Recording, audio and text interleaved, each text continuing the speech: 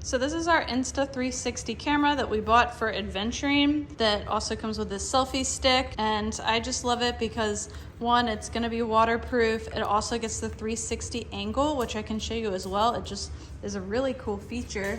It also had this protective cap, so you can see there's a lens on both sides, and you can shoot literally any angle from this lens while canceling out the actual selfie stick in your videos.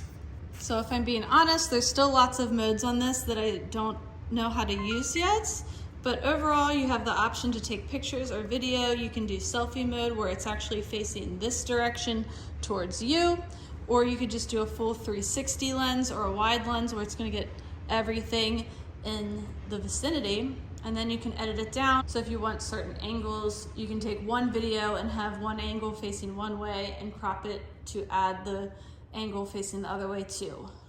So you can see you can do 360 lens, which includes both cameras, or the single lens. And you have all these different options that, like I said, I haven't even got to experience all of them yet. So far I've just done 360 videos and photos, but I really want to use the time lapse too.